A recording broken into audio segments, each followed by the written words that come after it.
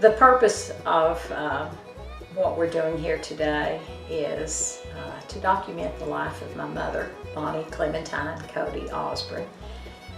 I want to make sure that my nieces and nephews who did not get to know her for a very long time will have a more rounded picture of who she really was. This first picture is of me, her firstborn, in 1968, and that was the year I went to college,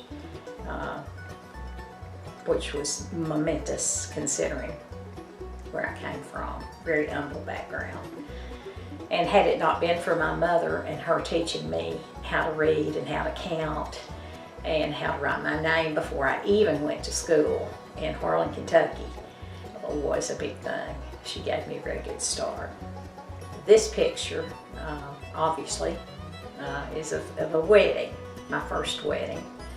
And I was 21, had just graduated from college 6 days before. And this is my brother Wayne, my father Virgil, me of course, my sister Sue, and my mother. They mostly look a little bit uncomfortable because they're not used to being in the limelight. This was my mother. It's my favorite, I guess, picture of her, taken in 1956. And I think the reason it's my favorite is because she looks happier there than I ever remember seeing her. She was in her element. She loved to cook. She was obviously making biscuits for the family, and she did that every single day until my dad died. Biscuits and gravy, some kind of sausage, bacon, whatever, and that was our family breakfast together. And I didn't realize how much effort that took, especially when you didn't have running water, until much later in life. This is a picture of Harlan, Kentucky, which is the county seat of the county where I grew up.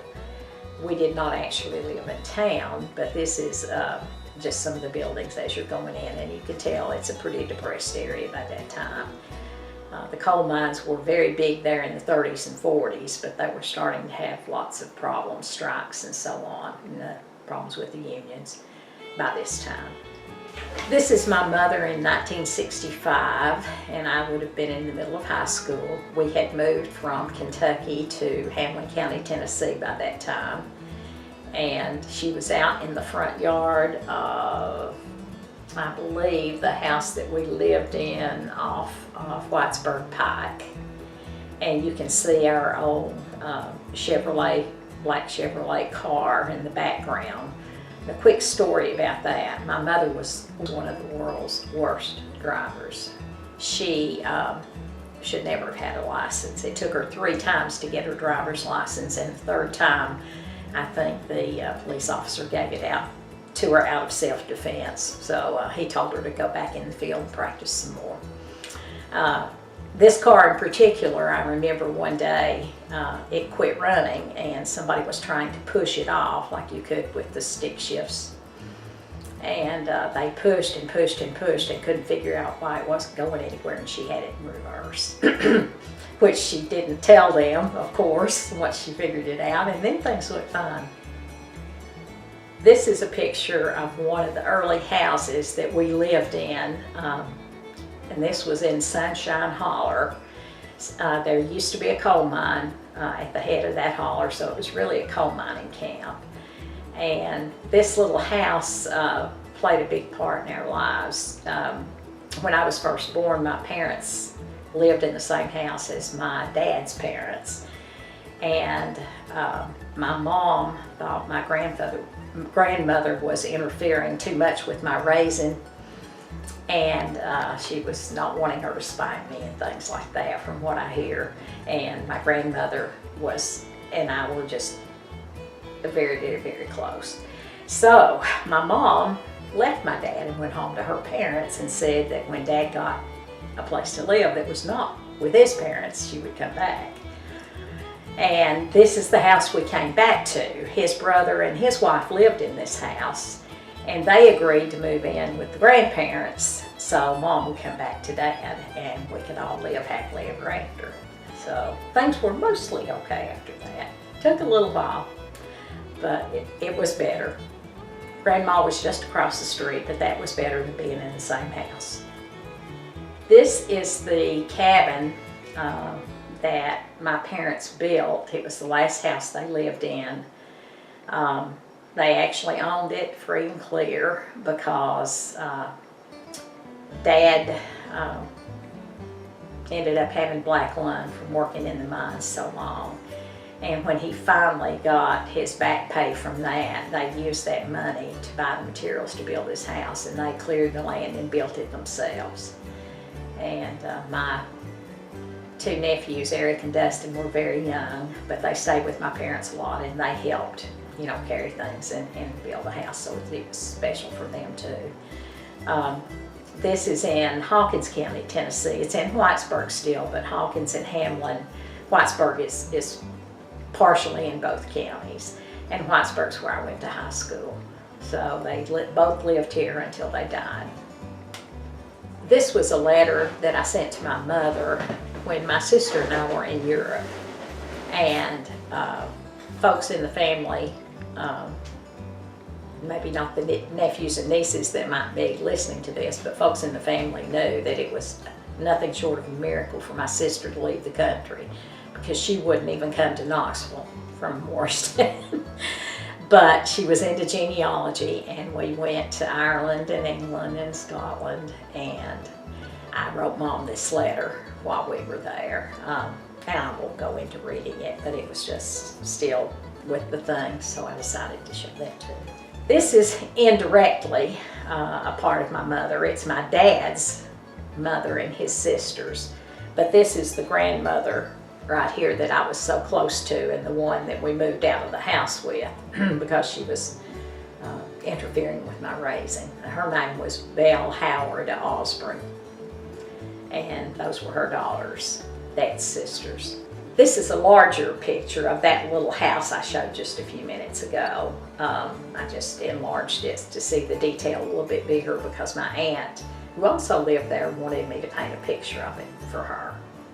And this is my mother's dad down in a coal mine, and his name was John Thomas Cody.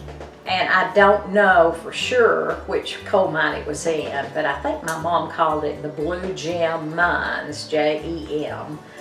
And the reason that they moved from Middlesboro, where my grandparents had originally lived, to Harlan was that my grandfather's son, my mother's brother, owned a coal mine or operated a coal mine in Harlan, and they were having hard times, and they moved up there so that he could have a job with his son. So they ended up renting half of my grandparents' house, and that's how my parents met.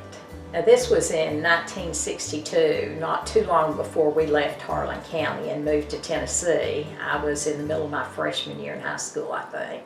Terrible time to move. But as you can see in the picture, we had an outhouse. We always had an outhouse there.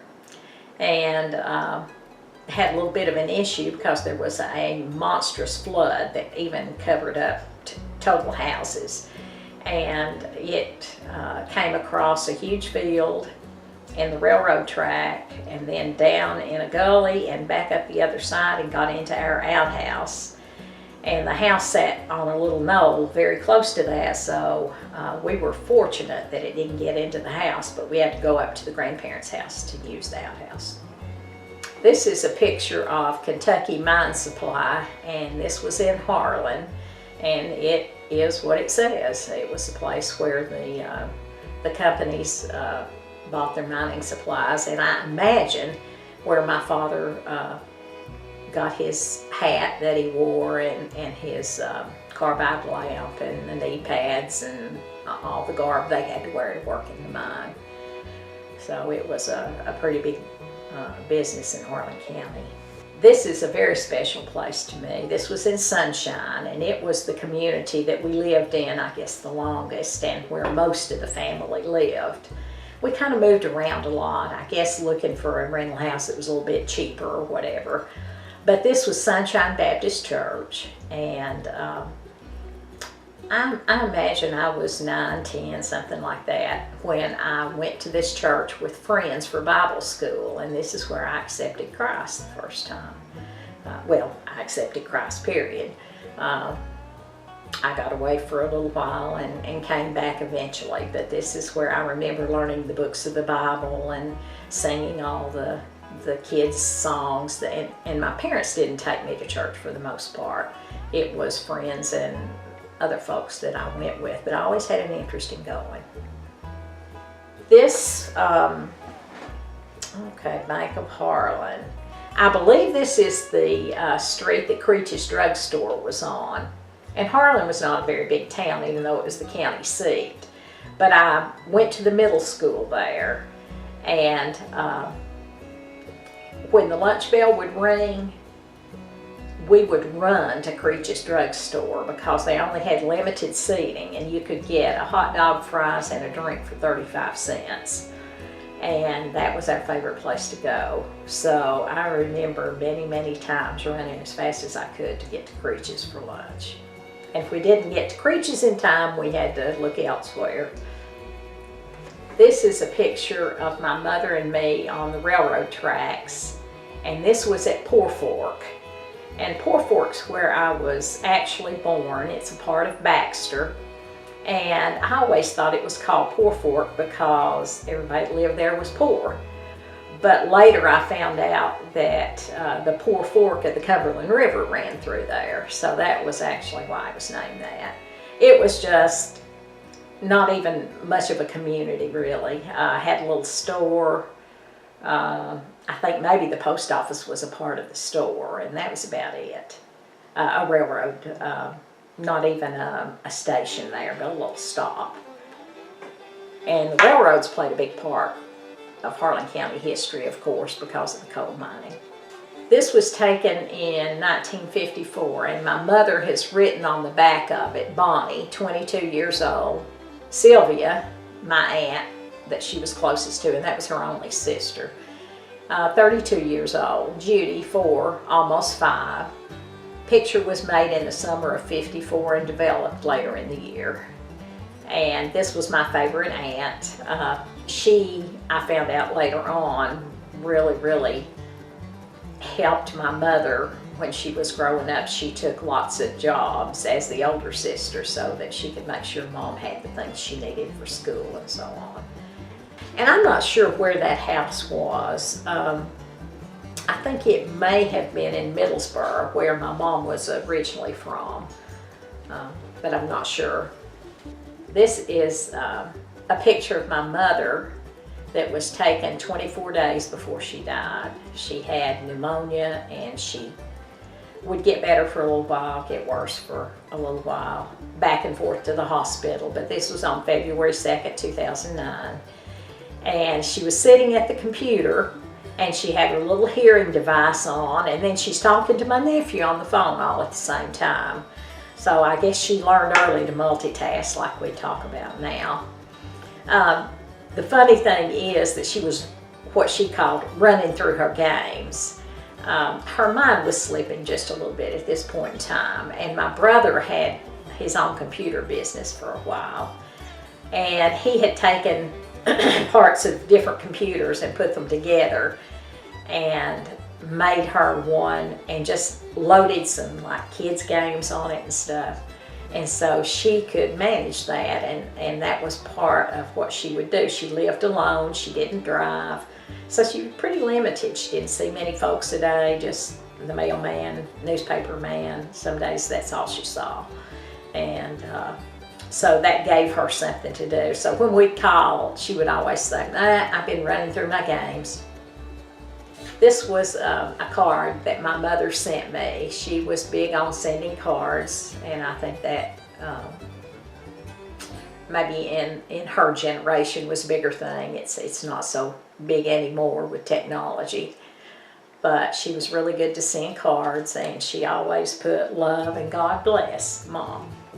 So that was one of the cards that I've kept. There were so many I had to let some of them go, but here's another one. Having a daughter as loving as you. What a beautiful gift. Happy Valentine's Day. And that's the last one I got from her. Love, and God bless Mom. And she died 2 weeks after that.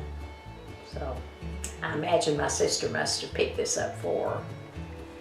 And this is a little card that someone made for her. I think it might have been one of my cousins. It says, what a pair. And that's my mom and her sister Sylvia. And when Dad died, he was 56 and she was 53. And my aunt, who had kind of moved around and lived with different members of her family, moved in with my mother after that. And it was good for both of them. It was a good thing. But what a pair. There they are. And it was my cousin Alice, and she wrote, can you name the 2 girls on the front of this card? I can. It's my 2 aunts, Monty and Sylvia. How are you doing? I just figured out how to use a new program on my computer, so I thought I would send you a sample of my work. Also to ask if you have a picture of Edgar and Kelly, and that's 2 of my uncles, they're brothers, that I could add to my page with all the Cody children from John and Lily Cody. I will send you money to pay for a copy if you want. Just let me know. Well, I'm running out of space, have to go. Alice.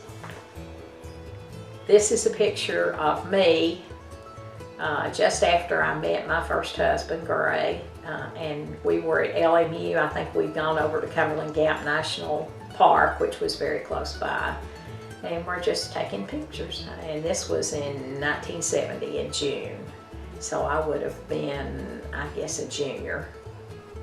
This is another picture from that flood of '62, and you can see all the debris it left behind when the water went down. It's almost the same location as the one with the outhouse, so it gives you a little better look. That was a devastating flood. My dad was one of the volunteers who went into the town of Harlan, and in rowboats they rescued people, lots of times from the rooftops and in trees. And interestingly enough, Roxana Jones and her family lived in that area and were rescued by some of those men, maybe even my father. And then I met Roxana at church all these years later. This is a picture from a bridal shower from my first marriage. And Jackie Solomon, the lady who is on the end here, took a little simple dress that I bought at Sky City for $5 off the clearance rack and turned it into my wedding gown. We didn't have much money at that time, and I was marrying into a doctor's family, so it was a pretty big challenge. But what she came up with was nothing short of a miracle. This is a picture of my dad, not a very flattering one, but I think the reason that I put this picture in is because you can see the wringer washer in the background. And you can see now that my hair is long. It was for most of my childhood, and my hair got rolled up in one of those things at one time, and my mother barely got it stopped before it got up to my face. So I've often wondered what would have happened had it not been stopped, but I don't think I really want to know. This was when we lived on Silver City Road in Hamlin County, Tennessee. This is a picture of my mother in Sunshine Holler, where we lived. I think maybe she was just barely married at that time. She looks very young to me. She and Dad married, I think she was 16 and he was like 20. So that's just a picture of her standing out. And you can tell how barren the area is. This picture refers more, I guess, to my grandmother than my mother, but they were very close. My mom, actually, I think was closer to her than her own daughters were. And that was probably partly because I was the favorite grandchild, which some of the other cousins did not like much, but I couldn't help it. This is called, my grandmother called it a bubby bush, and she carried the blooms tied up in a handkerchief in the pocket of her apron. And the little blooms are real woody and they smell like apples. And that was sort of her signature I guess, fragrance, and that was just a part of her that I remember. And of course, so that's grandmother more than mother. This is the little workshop that Dad built, and that next to the cabin that he and Mom put together not too long before he died. He actually had always dreamed of having his own workshop, and he got black lung, and then he was very, very sick from something else, and as the Osborns are bad not to do, he didn't go to the doctor until it was too late, and he ended up having liver and pancreatic cancer, and he never really even got to use his workshop. But it was, you know, it was a nice little storage area for Mom and a place for the kids to play and that kind of thing. This was Gray and me at our wedding, and of course the parents were there. You saw the other picture of the wedding. Picture of me in 3rd grade. You can tell that I was a very modest, shy child by the mischievous look on my face and that little smile. I was not shy at all. I hated school pictures, but I kind of like this one, I think. The outfit she made me wear, we had to wear dresses, and I hated to wear dresses, but if I had to wear one, at least that was one I liked. So that was a good day. This is a picture of the flood. I've got March '63 on here. I thought it was '62. Wasn't too long before we moved, and this was the house just across the railroad tracks from us. And there was an old lady that lived there, and this house ended up burning down later on. We lived on Sunshine Lane when this picture was made. I was 6 years old. There was a little church across the street from us, and at that time my parents did go for a little while to church, and then there was some kind of a hullabaloo that happened and they quit going, and that seemed to sort of be the norm. I think maybe they weren't into it too much anyway, but I think fairly obviously was not feeling real well here. I was supposed to be an angel in the play, the Christmas play, and this was the outfit my mother had made for me to wear, and I got the mumps. So I had to watch out the window as everybody went in and out of the church to the play, and did not get to be the angel. Maybe that was prophetic. Here's a picture of the cabin that Mom and Dad ended up building, the one that had the workshop next to it. And it's very unique. Dad built everything himself, all the woodwork and everything. Beautiful, beautiful doors and cabinets and everything. He was a very talented woodworker, which kind of supplemented his income when he was a coal miner. And he could build almost anything, but he couldn't read or write, but obviously a smart man. This is one of those pictures that folks used to take of, when someone died, they just took pictures of them in the casket. And this was the little boy that was born when I was about 1.5 years old, and he was born dead. He was alive when the birth began, but my mother was not at the hospital and something went wrong, and it was very devastating to her. This was in April 17th, 1951, and she never really got over that. She couldn't even talk about it, even in her later years. And also, I will add that my dad really wanted a boy, and it was a boy, of course, so he was very disappointed with that. This was not too long before my mother died. It was my last birthday, my 59th, and I had a Pandora bracelet at that time, and I was playing guitar, taking lessons, and she'd had my sister pick up a little guitar charm to go on my bracelet, and I was handing it over where she could see it. She just had cataract surgery, and so we were just sitting there at the table together, which is where we always sat in our house. Me, not me, me in a costume, I guess you would call it, because blue jeans and t-shirts were my favorite thing. But of course, this is Easter. We always got an Easter outfit and dressed up at Easter, new clothes. No matter how hard it was to dig up the money to buy it, we celebrated Easter. This is a picture of my Aunt Sylvia and Mom and Sue and me. We had gone to Battle Creek, Michigan to visit them. Her husband, Danny McGinnis, was in the service at that time, and he was stationed at I guess it was an Air Force base there.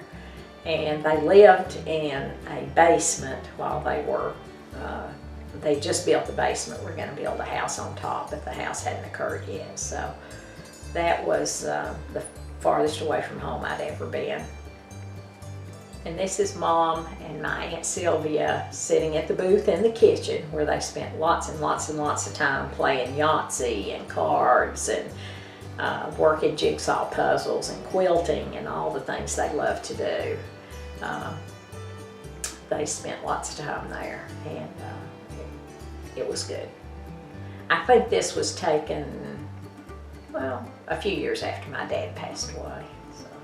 This picture is of my mom, and we had gone to Nashville to Opryland. I talked her into getting out and doing something, and so we went to Opryland and had a really good day until the very end, when I couldn't find my car in the parking lot. That was a nightmare. It took probably 45 minutes to find the car. So I learned a valuable lesson that day, to pay more attention though. But we had a great day. It was a good day for us together. This is a picture taken from the back side of the cabin that Mom and Dad built. Beautiful piece of property on Nenny Ridge in Lee Valley in Hawkins County. Really nice place. A friend of hers, in fact it was Miss Solomon who made my wedding dress, knew somebody that was willing to sell them a piece of land, because in those parts people held on to their land still. And I believe it was about seven or 9 acres that they bought and built the house on. And then when Dad died, Mom had to sell about half of it to pay for his expenses, but she still had plenty for her. Here I am in my Bunny Bread t-shirt. That's what we ate in Harlan. That's the only store-bought bread I remember eating in Harlan. And strangely enough, store-bought bread, or light bread as we called it, was a treat, because we got homemade bread all the time. Now it's the opposite. The homemade stuff's a treat. But I think this picture was taken because I had smashed my fingers in the windowsill, and they tried to take my picture to get my mind off hurting my fingers. So anyway, Bunny Bread. This is a coal tipple in Harlan County up toward Cumberland, and Cumberland was one of the big mining towns, but it was also the one where liquor was legal. It got a lot of men in trouble on the weekends, I think. But this is what the tipple looked like, where they dumped the coal, and then it went down this part and was loaded into trucks then and taken to places to be sold. And this is part of the property, looking from the front of the cabin that Mom and Dad built. A beautiful spot. He built the fence too, by the way. And if you look a little further down, this was a barn owned by another person that was just a little way down from their property. When I was very small, under 5, we lived in, I believe they called it Sergeant's Holler. A man named Denver Sargent owned the house that we rented, and you had to walk from down in Poor Fork across the railroad tracks and up. There wasn't an actual road, but you had to walk up to that house. And Dad had built me a little swing, and I don't remember this, but Mom said he built me my own little outhouse, a miniature. I don't remember anything about that, but that was her story. And this is Mom and me in the swing. And one time when we were walking up through the trees to this house, she would always fuss at me about getting ahead of her, and I never understood why until this one day that there was a huge black stick stretched across the path, and I got ahead and I saw the stick and I just leaped over it, and then about 3 or 4 seconds later I hear my mother scream because the stick was moving. It was obviously not a stick, it was a big black snake. So after that, I listened to her a little bit more about keeping close to her and not getting ahead. Here's a card that I sent to my mother. I think it was that last Valentine's Day. Happy Valentine's Day to my mother, who always found time to say those 3 little words I needed to hear. Don't do that. Love, Judy. There's the card. I heard that a lot, or versions of that. This was a letter from Mom's pen pal that she sent me after Mom died. I found her address and let her know that Mom was not with us anymore. And she asked me if I wanted to become her pen pal too, but I just, at that time, couldn't deal with that. But she was a nice lady. I remember that filled a lot of good hours for Mom. This is another favorite picture of my mother. I think she was around 14. And if you could see my niece Kelly, who was really close to Mom, even though she was only 3 and a half when she died, I could see a lot of Kelly, of my mother and Kelly. And then here's me. I think I look like her a little bit too. We both had the freckles, and I can see some of myself in her. This is a group of my cousins and me, and I did not really get along super well with my cousins because I understand now that there was a jealousy because I was so close to my grandmother. And my dad was the baby, I was his firstborn, and we just bonded. We just really bonded. And there was one of me, and she would take me to town and buy things for me. And the other aunts and uncles had multiple children, and it would have been, I can see now, a little more difficult to take them and do the same. And I guess I can see why they didn't really like me all that much. It wasn't really me particularly. I think it was the circumstances more than anything else. And so we were always squabbling and everything. But we were gathered at my grandmother's probably on a Sunday for dinner, and there would be about 40 of us there, and how she cooked for all of us, I will never know. I know she killed her own chickens, grew her own food, canned everything, and I guess that's the way they fed us. But this is me back on the corner, my cousin Iva Bell, this is Peggy, and then this is Mary Ann and Brenda, and that is Frida, and then this is Lou Annie, and I believe that's Eileen in the front, not sure. This is my sister Sue when she was little, and I was 5 when she was born, and I was a little freckle-faced kid. I guess I was cute for a little kid, but my sister was a beautiful baby, and I remember really resenting it when we'd go out together and people would say, "Oh, that baby's so beautiful, look at that hair." And I'd be standing there thinking, what about me? So there was a little jealousy there, and I guess I imagine there always is between the oldest and the next one, especially if there's a few years there and you got used to being the only child. But we get along better as adults.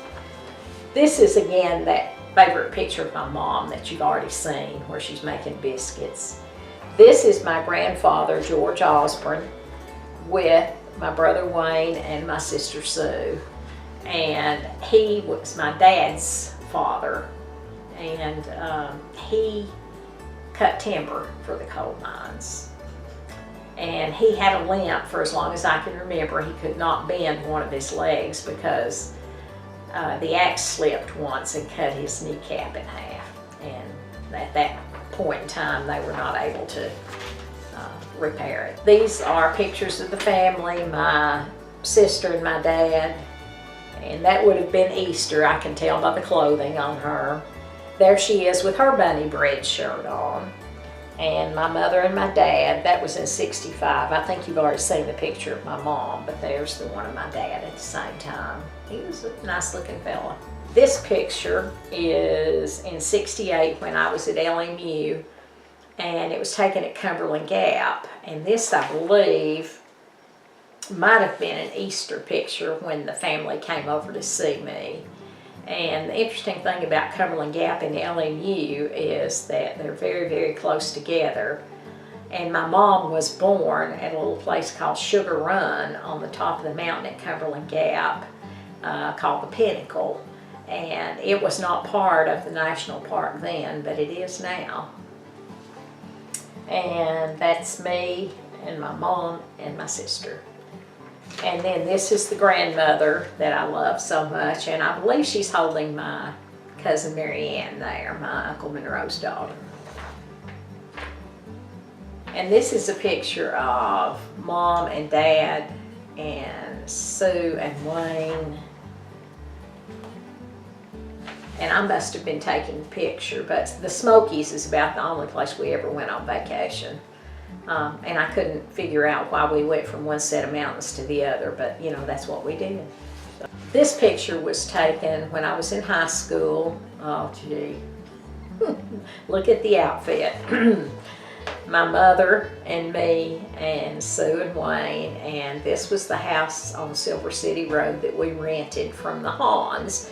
And that's interesting because I ended up marrying a Haun later on, and we think they were probably related because his family was from Greene County.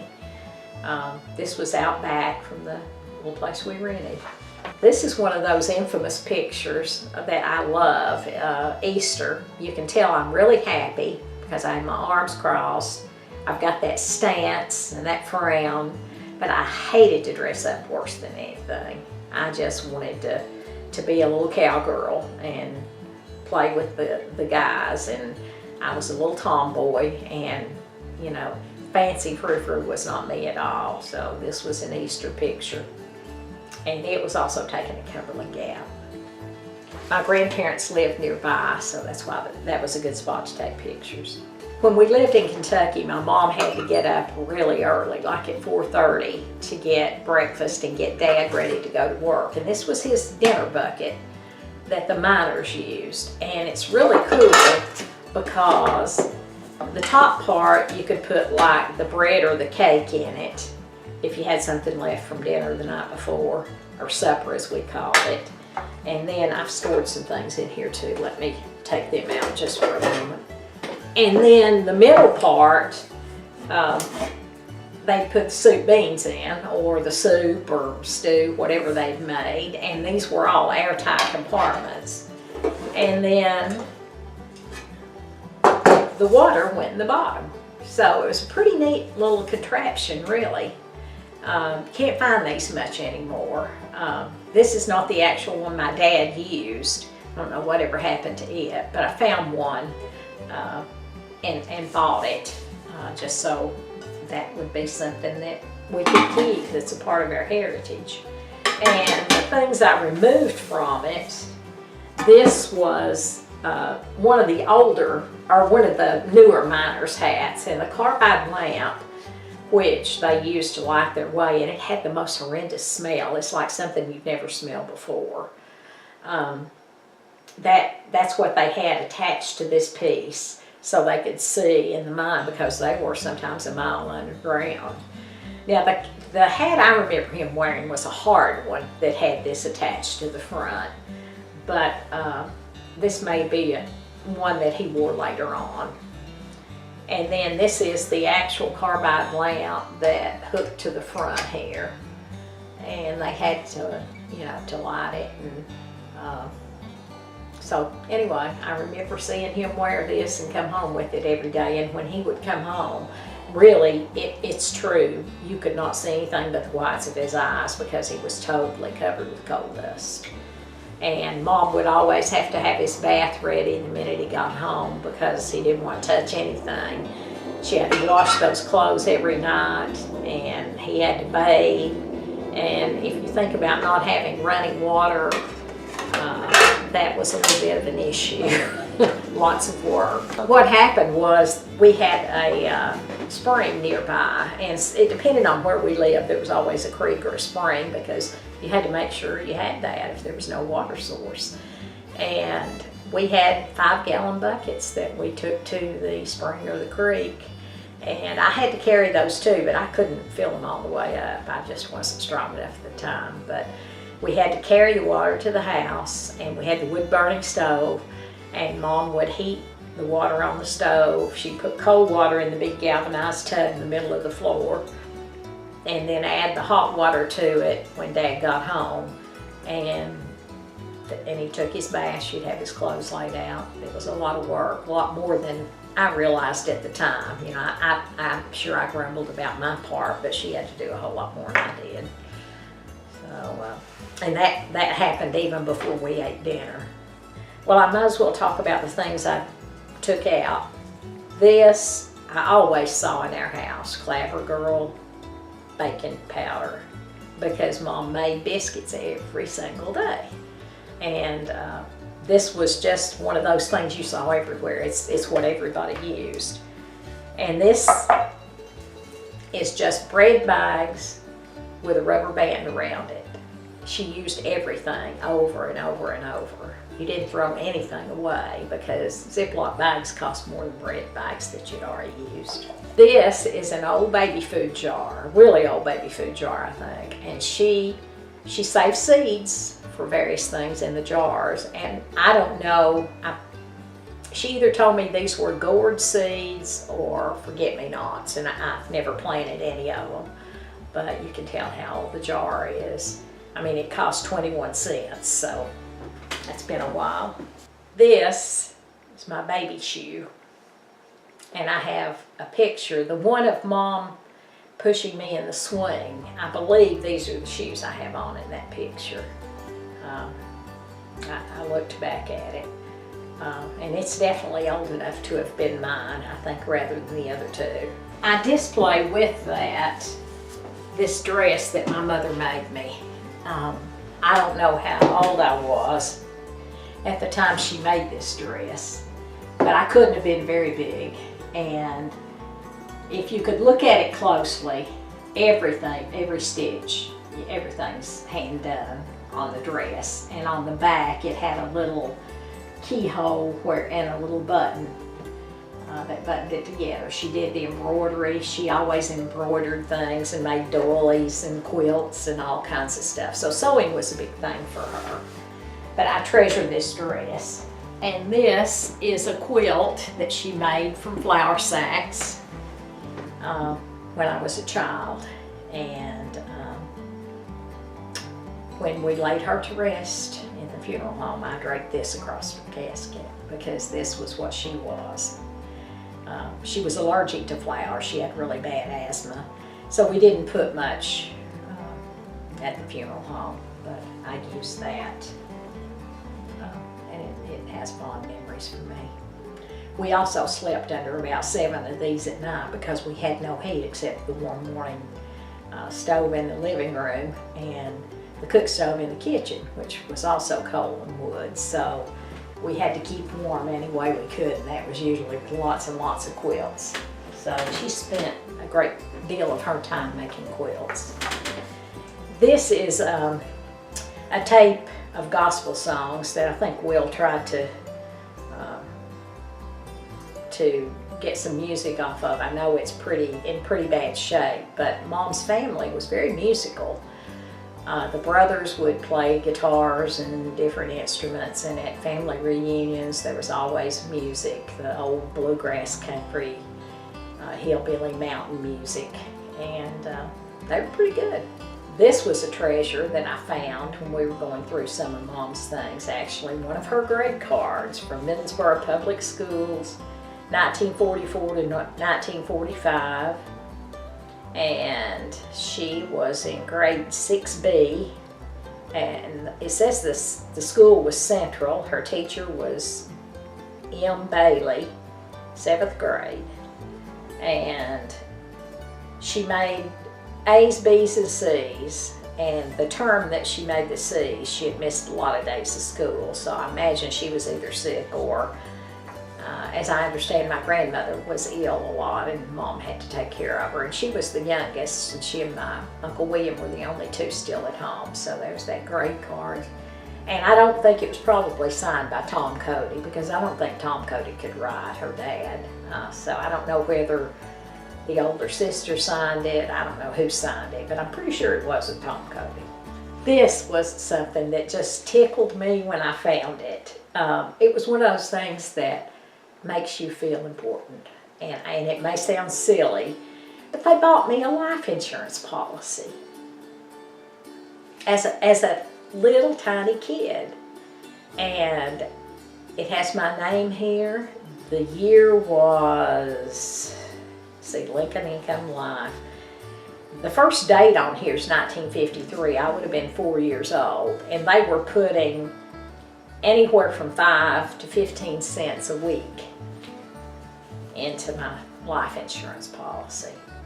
Now, whether or not anything, I'm sure it's probably expired. They didn't follow up on it. But it's still a cool thing to have. And it makes me feel good that they thought to do that. I don't think I would have thought to do that. We found my mom and dad's marriage certificate, and it was signed by Cam Smith, Harlan County, Kentucky.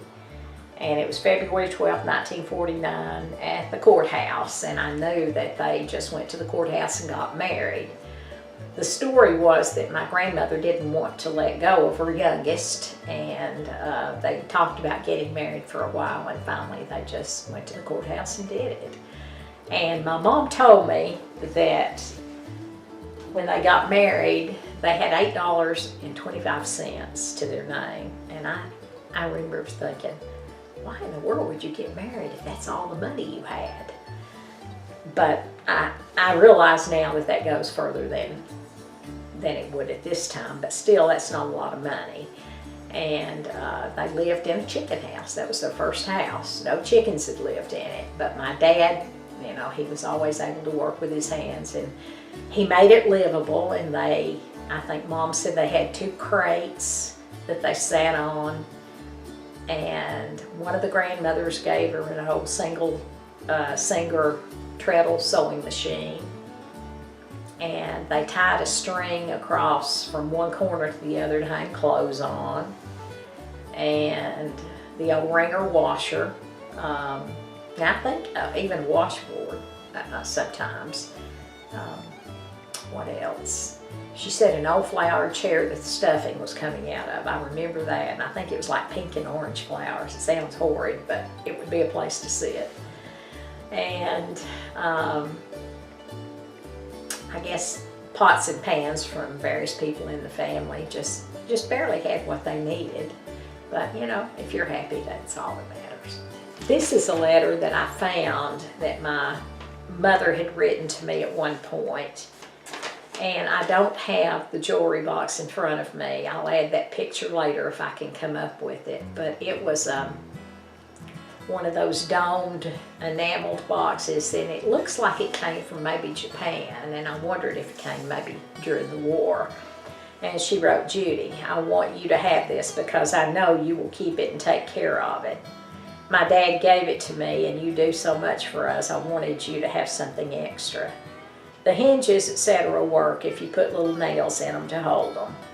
It would hurt Wayne and Sue's feelings if they knew this though, so don't tell them. And I'm sure she gave them little things and said the same thing to them, is my guess. But she did try to show her appreciation for everything. This, when I was sitting with her not long before she died, I just jotted this down on a little scrap of paper because I realized there were so many things about my mother that I didn't know. I mean, I knew the things that I've talked about here, but knowing her as a person and what she was like, I realized I didn't even know really what kind of music was her favorite when she was growing up, and what games she liked to play, and all those things, because my family didn't talk a lot.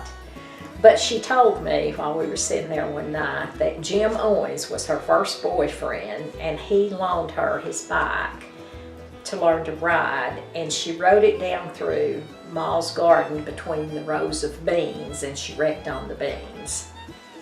So I just thought that was a cute little story. Mom wrote notes. When she passed away, we found notes everywhere, and I found that to be very humorous because I do the very same thing. I just grab the closest thing jot a note on it, and half the time then I can't find it. And it was the same way with her. But she would write down things like, call Judy tonight, and give her the list for Walmart. And then she had Thelma, who was a really good friend, phone number written down there too. And Thelma lived at the Boy Scout camp that was real close to Mom, the Davy Crockett camp, I believe it was called. And her husband and she were the, I don't know what you call it, caretakers or whatever at the camp. This was a note that I wrote to her and put it beside her bed when I was staying with her when she was sick. Wake me up if you need me. And it was funny, she had a stick by her bed, and she would beat on the bedside table with that stick if she needed me during the night to wake me up. JFG coffee, oh heavens. She had the coffee pot on all the time, and she burned up so many coffee pots, we all finally went in together and bought her a bun. And the bun eventually died, even the bun, after several years. So we bought her another one for Christmas. We brought it in, and it was so funny. I wish we had it on camera, because she said when she opened it up, nothing makes coffee like a bun.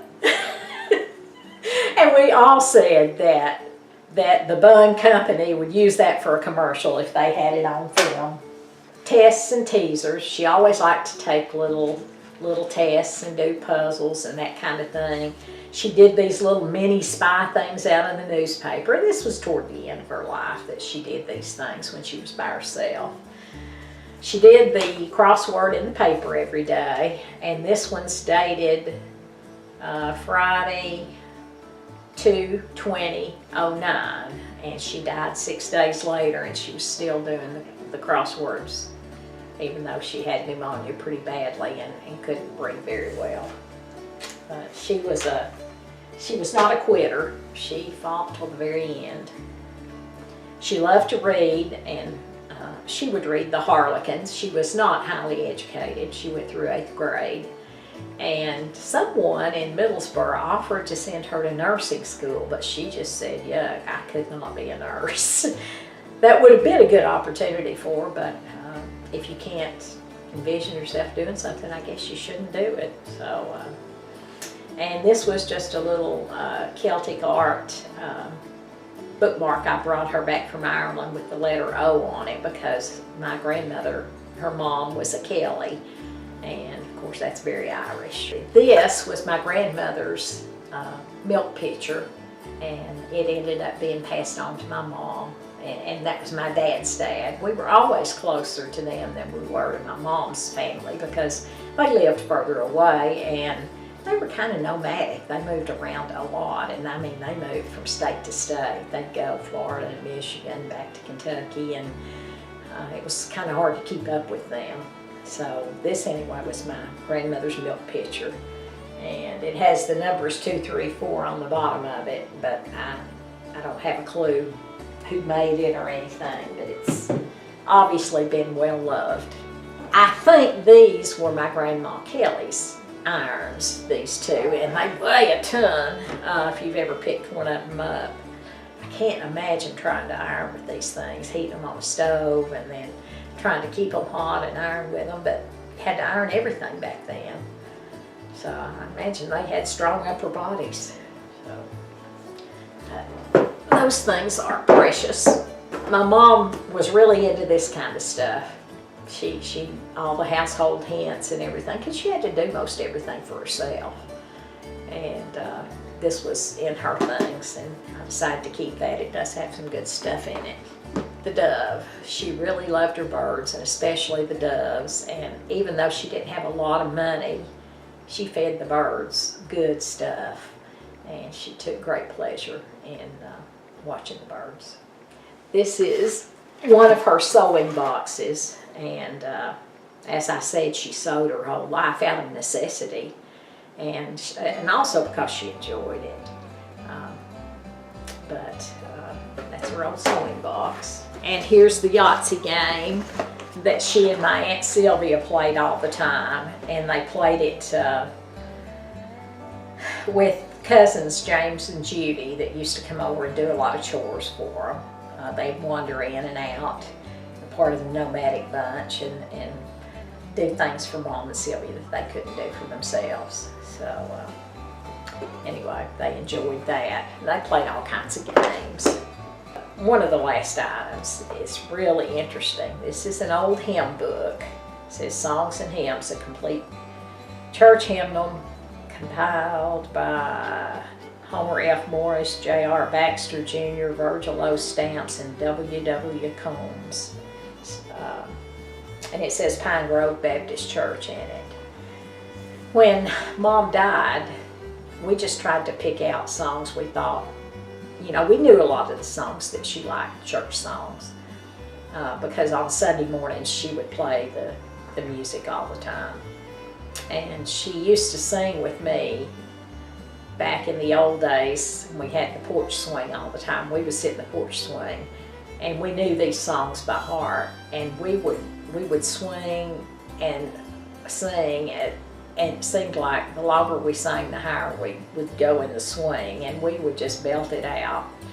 So that's a really good memory for me. The interesting thing is here, you'll see some little markers here.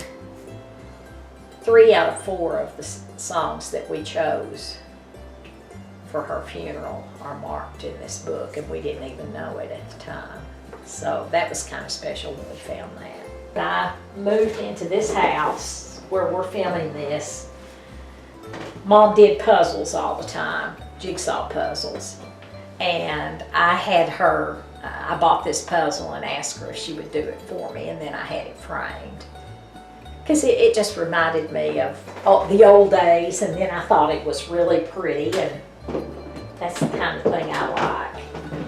And the very last piece is the puzzle that she had up when she was sick, and we finished it actually after she died, and everybody that came to see her, including the home health folks and all the kids and even Mom herself, added pieces to this puzzle, and I treasure it very much.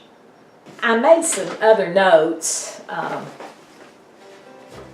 that I will quickly run through of things that I just happen to remember.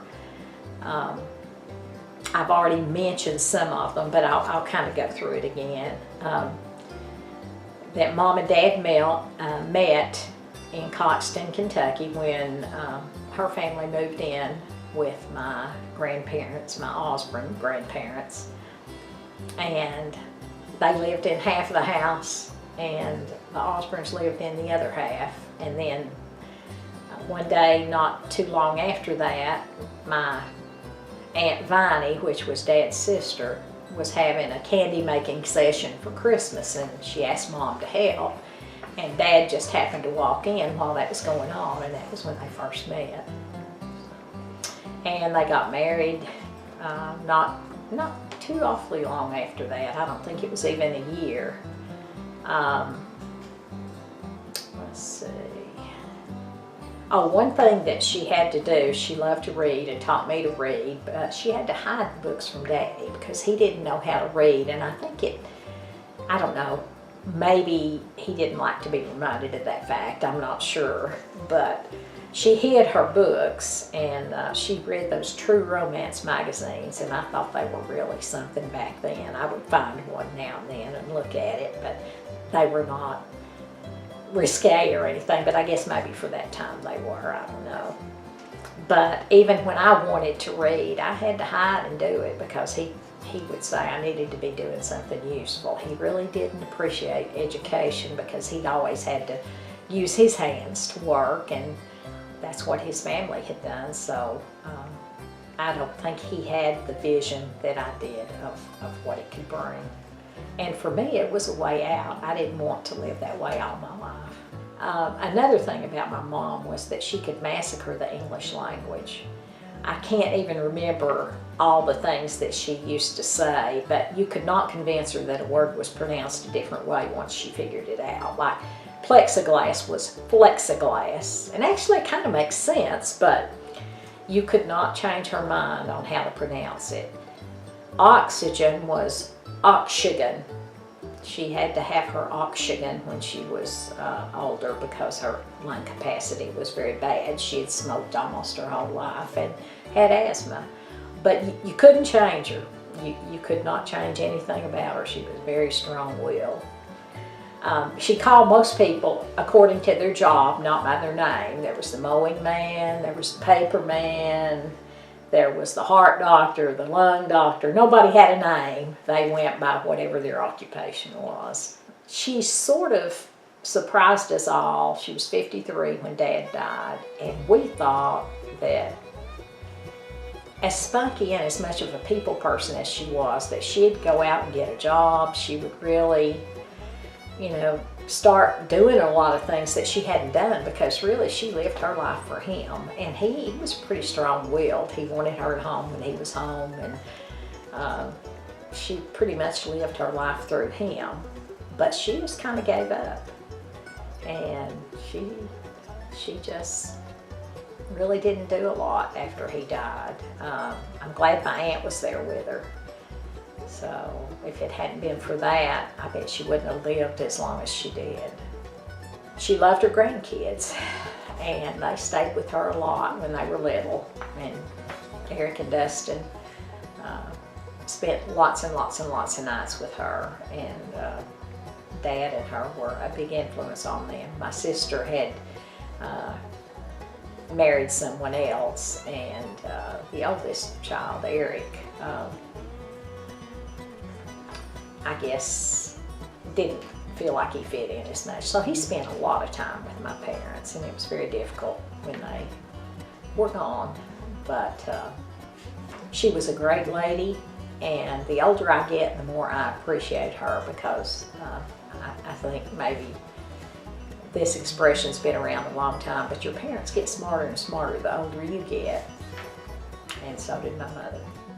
You can check us out at morethanmemoriestn.com or call us at 865-414-3954.